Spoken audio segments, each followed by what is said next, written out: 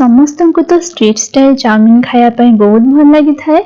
आज आम घरे ही से सुपर डिलीशियस स्ट्रीट स्टाइल भेज चाउमिन बनैबा। हाय फ्रेंड्स, मु देवश्री आपन समस्त को ओडिया गृहिणी चैनल को बहुत बहुत स्वागत।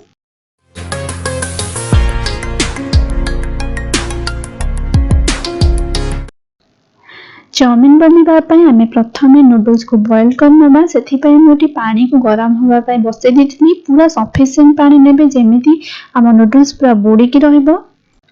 एथिरे मुझे गोटे छोट चामच लुण दे दूची। तापर पैकेट भीतर जेमिति गोटा नूडल्स एड कर दूची, जमा भी भांगीबेनी। आ 3-4 मिनिट पर सिझीगला पर से सब आपे आपे खोली जाइछि।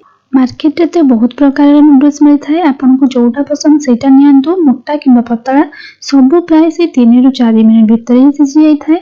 नूडल्स सिझिलानी कि ना एबे हम एटा को चेक करनबा। हाथ रे प्रेस करला मात्रे एटा छिड़ी जाउची, ता माने एटा सिझी गलानी। एबे इमीडिएटली एटा को स्ट्रेन करनबा। अधिक टाइम जाहे ए गरम पानी रखिबेनी, नहले नूडल्स ओभर कुक हे जिवो।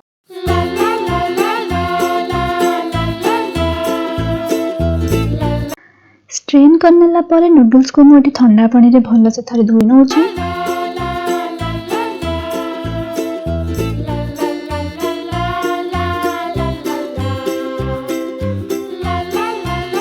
नूडल्स को हाथ रे भल से थरे खोली नेला परे एथिरे मु गोटे चामच तेल ऐड करूची। आ तापरे भल भाबरे मिक्स करूची। एहा द्वारा नूडल्स पूरा अलग अलग हेकि रहइबो, जमा भी चिपकिबनी।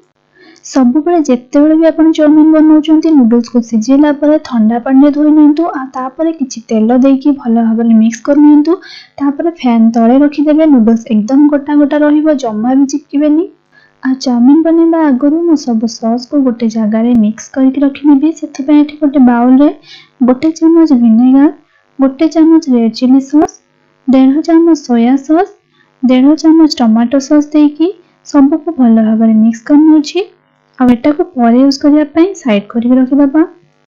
चाउमिन बनेबा पई एठी गोटे पैन को पूरा भल भाबरे गरम कर नेछि। जदि आपन पाखरे लोहार कढ़ई अछि तबे सेथिरे बनेबे बहुत भल हबो। पैन गरम है कि हल्का धुआं बाहरिबा स्टार्ट हे गलानी। एबे एथिरे मु 2 चम्मच कुकिंग ऑयल दे दोछि।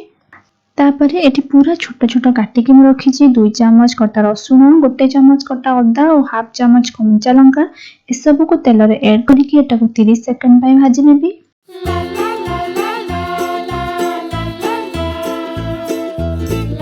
तापरे एठी गोटे मु मीडियम साइज रो पियाज को एमितिका पतला पतला करी काटी नेछि। सेटा को एठी देकी पियाज को हल्का भाजी नेबा। जदि पियाज रसुण खाआंतिनी ताले पियाज रसुण को स्किप करके केवल अदा और कंचा लंका रे मध्ये बनि परिबे। गोटे मिनिट पर सब वेजिटेबल्स गुडा को ऐड कर देबी। सुंदर देखा जिबा पई सब वेजिटेबल्स को मोठी पतला और लंबा आकार रे काटी नेछि। वेजिटेबल्स रे मोठी गाजर, बीन्स, कैप्सिकम और बंधाकोबी नेछि। आपण निज पसंद रो एमितिका वेजिटेबल्स को ऐड करिवे और जोटा पसंद नै सेटा को स्किप करि परिबे।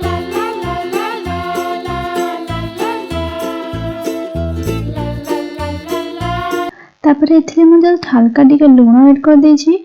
लूण पूरा कम ही देबे, कहीं आम एथिरे जो सब सॉस ऐड करबा से सॉस रे आगुर लूण थाए। आ नूडल्स बॉयल करला बेले मध्ये लूण ऐड करा जायथिला। तापरे सब बेठी मु भल से मिक्स कर नउछि।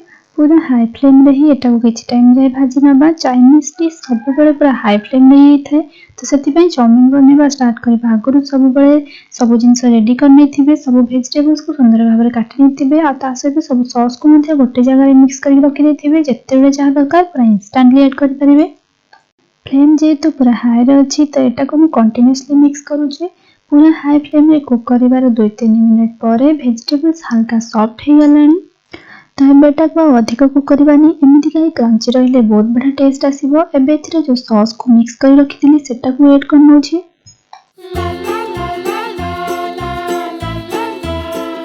सॉस सहित वेजिटेबल्स को थरे भल से मिक्स करनेला परे एथिरे मु अल्प अल्प करिकी बॉयल नूडल्स को हाथ रे खोली खोली के पकोछि। नूडल्स को जमार भी एका थरे पके देबेनी, एमती अल्प अल्प करी हाथ रे खोली खोली पकेबे, जहा द्वारा मिक्स करबा पय बहुत इजी रहइबो। तापर बहुत बढ़िया टेस्ट आसीबा पय दे दोछि हाफ चम्मच गोलमरिच गुंड। एटा को निश्चित भाबे देबे, बहुत भलो टेस्ट आसीबो। तापर सब को भलो से आउथरे मिक्स करनबा।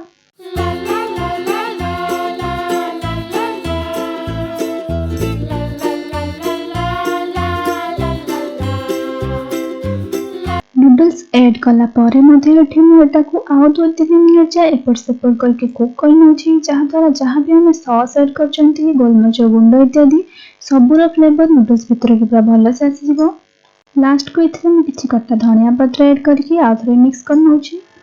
तो आमर एठी डिलीशियस स्ट्रीट स्टाइल चाउमीन सर्व करबा पे एकदम रेडी हो जाइछि। देखि पारथि नूडल्स आ वेजिटेबल सब पूरा परफेक्टली गोटा गोटा हे रही जम्मा भी चिपकिनी। तो एबे एटाकू मु गोटे सर्विंग प्लेट को ट्रांसफर कर नउछि।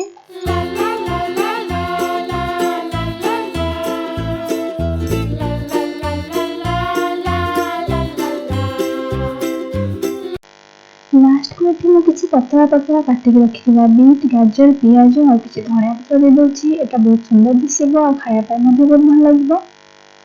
सब बेले चाउमीन बनेबा बेले छोटे छोटे टिप्स को फॉलो करंतु जेमिति कि नूडल्स को ओवर बॉईल करंतुनी आ बॉईल हेला मात्रे छाणी देकी ठंडा पानी रे धोई नियंतु आ टिके तेल देकी भल से मिक्स कर नियंतु। चाउमीन बनेबा आगुरु ही सब वेजिटेबल सॉस को प्रिपेयर कर रखिबे तने पूरा प्रोसेस को हाई फ्लेम रे ही करले जाइए एकदम स्ट्रीट स्टाइल स्मोकी फ्लेवर वाला चाउमीन टेस्ट आसो। तो यही स्टाइल भेज चाउमीन को निज घर निश्चित भाव थे ट्राए करंतु और केमिति लागला मते कमेंट सेक्शन में जणांतु। आशा करूची ए डिलीशियस रेसिपी वीडियोटी आपण मानकु भल लागिथिबो। भल लागिले लाइक करंतु निज फ्रेंड्स मानक सहित शेयर करंतु और प्लीज मो चैनल को सब्सक्राइब करके साइड रे बेल आइकन को प्रेस कर नियंतु जहा द्वारा प्रत्येक वीडियो अपडेट आपण सर्वप्रथम पाई परिबे। देखा नेक्स्ट वीडियो रे। Take care bye.